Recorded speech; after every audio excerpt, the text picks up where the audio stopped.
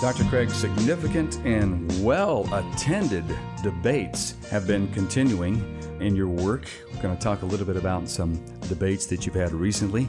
By the way, if you go to reasonablefaith.org, some of these debates are available on audio and video. And in the case that those are not there, there's also some descriptions of them in our newsletter. So just go to the newsletter and you can read some quick accounts of what took place at some of these debates. Let's start with Victor Stenger. This is not the first time that you've debated him. Contrast the two debates that you had. Sure. Vic Stenger and I debated a number of years ago at the University of Hawaii, where he was an emeritus professor of physics. And that was a debate on the existence of God.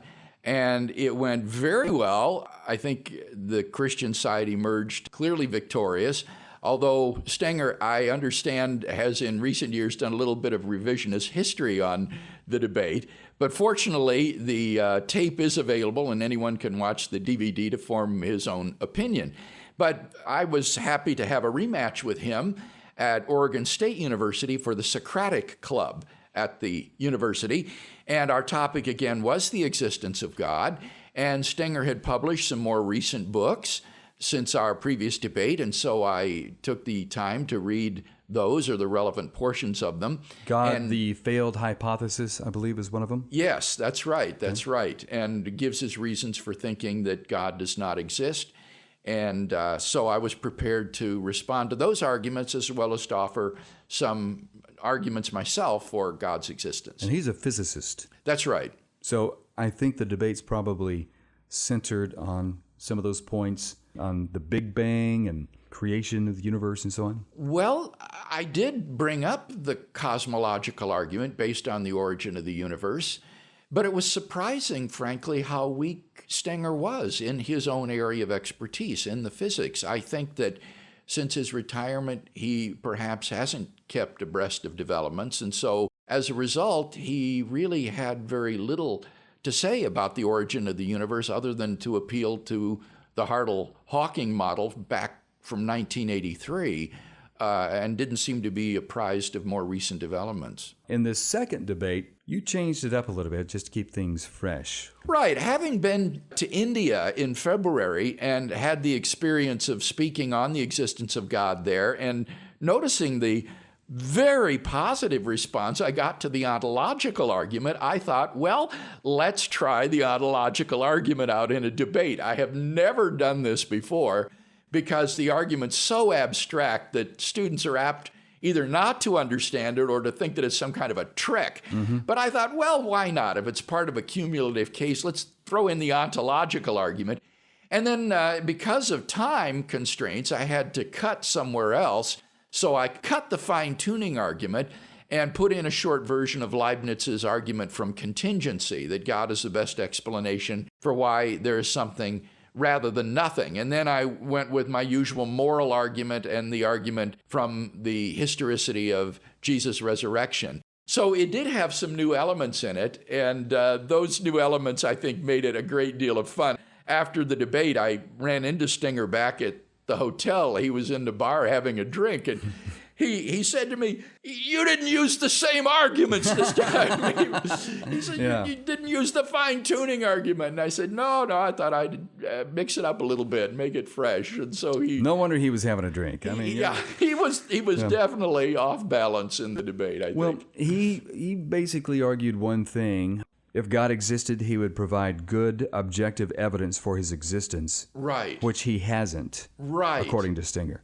Yeah, so it was an argument from the absence of evidence, but it was an attempt to push that argument a little bit farther, not simply saying there's no evidence that God exists, but attempting to say, if there were a God, then there would be such evidence. And in fact, in his book, Stenger gives a list of 11 different observations which would make it probable that God exists if we were to have these sort of observations. And so he thinks that if there were a God, this is what we ought to expect to see. We don't see that. Therefore, it's highly probable that God does not exist. Well, in other words, God needs to reveal himself in the way that I think he should. Yes, that's the presumptuousness of the argument, Kevin. That's one of the problems with it, is that it is very presumptuous in saying that I know that if there were a God, then this is what he ought to have done. He ought to have met my standards for his evidential presence. And that is a very presumptuous way of arguing. It might be that God has quite different motives or purposes in mind than you would.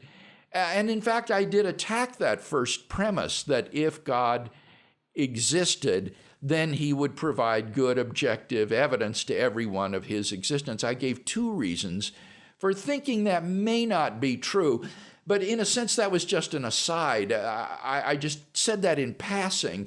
My main attack came upon the premise that he hasn't provided good objective evidence, because I think that he has. But I think, in fact, both premises in Stenger's argument are dubious. Any one of those 11 compelling? Well, as I looked at them, I thought that 7, at least 7 out of the 11 are fulfilled, and that therefore God has done a very good job of meeting Stenger's criteria. One was, for example, that the universe would have come into existence without any sort of discernible natural cause of its origin. Well, that is certainly suggested by modern cosmology. Another was that the universe would exhibit a sort of order and complexity that natural science couldn't explain. And that's certainly true of the fine-tuning of the initial conditions of the universe. And so with several other of the 11 conditions that he laid down. In one sense, Stenger played right into my hands in that I was offering arguments and evidence for God's existence that made that second premise just evidently false. That premise, again, being that there is no objective good evidence for God's existence. So it served to focus the debate on the arguments for God's existence that I was giving, because if Stenger can't answer those, then his second premise is automatically falsified. And I applaud Dr. Stenger. At least he tried to name some things, because we often challenge our atheist friends. Okay, well, name me one thing that you think God should have done that he hasn't to reveal himself, and so on. And many are trying to list some things. And one atheist friend of mine said, well, now that we have electron microscopes, if we were to look at each individual cell and it said on there, made by Yahweh, he said, God could have easily just done that, and then we'd see that. And I said, kind of like made in China? Is that what you're trying to say? And I wonder if God would do that in English. Yeah, or if he would write it in Hebrew. That's another thing. Well, when you see it, then it would translate immediately. God could do that. But my question back to him was, if you were to see that, would that necessarily make you want to have a relationship with God, or would it just force you to believe in his existence? Or how do you know that aliens from another planet didn't put that on there to fool us? And so God has done so much better than stamping each atom with made in China. Yeah. And Stenger's argument is not that God could have made his existence more evident. That's not his argument. I think his argument is better than that. His argument is that if there were a God, then we ought to expect to see some sort of good objective evidence of his being. And that doesn't require that there couldn't be greater evidence. That would allow you to have, in a sense, an ascending scale that maybe is endless. God could have always made his existence more obvious. But Stenger isn't requiring that. He's simply saying there ought to be some good objective evidence that he exists if God did exist. Now, I don't think that premise is clearly true. I think there are reasons to think that if God exists, he might well have reasons for not doing that. But in any case, that aside, I think that God certainly has met Stenger's criteria for his existence being reasonable, namely that there is good objective evidence that God exists. And similarly, the argument that God could have provided greater evidence of his existence, and that therefore that somehow provides a reason to think he doesn't exist. That, again, is not Stenger's argument, but you will hear that said by certain atheists. So there's a whole mix of these kinds of arguments based on absence of evidence or degree of evidence, and it's important to see exactly which one our opponent is offering. And fortunately, Stenger makes his premises explicit. He states them very clearly in his book, and that makes it easier to respond. After these debates, it would seem that some dialogue would be opened up between you and some of your opponents, because after all, Bill, they are colleagues. And are there further exchanges to maybe try to get at truth? Because it can become a contest, and if they continue to view you as a contestant, well, then they may be resistant to any insights that you have, when instead they might ought to try to incorporate your work with theirs. Yes, I don't see any movement in that direction, Kevin. I'm not engaged in any sort of personal dialogue with these folks other than just published responses and counter responses. So I don't see any interest from the folks that I've debated in further dialogue on these subjects. Is that a good thing or a bad thing? I suppose it's a bad thing for them spiritually, I think. All Unfortunately, it's not a good sign. Because you could offer them some spiritual things. You could offer them some insight. Well, it would show that they're open at least to the existence of God. I mean, maybe get on a personal level, too. If these people's arguments are really as bad as I think they are, and as they seem to be in the debates, then their lack of openness is troubling, because the arguments have been devastated for unbelief, but doesn't seem to make any difference. I will suggest that in many ways it's not necessarily a bad thing, because these issues are often best hashed out in public forums and public discourse, where you really try to get at the crux, and the heat of it all tends to bring the main issues to the surface. And so I would suggest that. I would see that there's a lot of value in what you do in responding to journals, responding to articles, responding to one another in written form and in public forums. Right. So that's where the debate is carried on, and students who view the debates can see what are some of the arguments for theism, what are some of the arguments for atheism, and then how would proponents of these differing views respond to these arguments, and then they can weigh the cogency of these responses.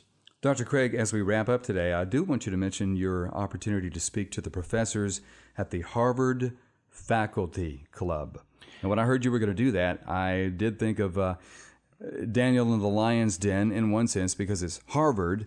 In another sense, I was totally confident, and they definitely needed to hear from you. Yeah, these were two extraordinary evenings that we had in Boston. The first one was at the Harvard Faculty Club, where I talked about God as a foundation for morality. And there I did have a respondent. Her name is Ray Langton, and she is an atheist or agnostic philosopher who was raised by Christian missionary parents in India, or rather in a boarding school in India. She was sent away from home at 5, and she told us about how she was raised in this very authoritarian boarding school, and unfortunately it seemed to just turn her against religious belief, so that she thinks religion now is positively detrimental to the moral life, because it just tells you to do things or God is going to get you. That's what religion does. And so it was sad to see the kind of emotional baggage that she still carries from her childhood about this. But we had a good exchange about whether or not God can be the ground of morality. She raised the Euthyphro argument, as you might expect. But it was a good evening. And then the next evening was at MIT at the faculty club. And there I was paired with Avi Loeb and Howard Smith, two cosmologists, talking about the Kalam cosmological argument and the origin of the universe. Smith is a Jewish believer. He's a theist. And Loeb is an agnostic, but open. And so we had a wonderful dialogue, and they were fully in agreement with the science that was presented. And so it was a very charitable evening, and the physicists in the audience, I think, were especially appreciative of the approach that I took. On our next podcast, I want to explore some more debates that you've had recently, and I promise they're going to be interesting. Sure. Well, thank you so much for listening to Reasonable Faith, and we'll be adding new podcasts each week, so be sure you come back. Finally, thank thank you so much for your financial support. This keeps the ministry of Reasonable Faith expanding. You know, even the name Reasonable Faith gets so many people's attention. They often assume that faith in God is not reasonable or supported by facts and evidence. The name alone can break down unnecessary barriers and bring people to Dr. Craig's work on these crucial questions of life. So check out reasonablefaith.org, click through all the great resources there, and if you wish, you can safely donate there as well. It would be a blessing. We appreciate it. I'm Kevin Harris. We'll see you next time on Reasonable Faith with Dr. William Lane Craig.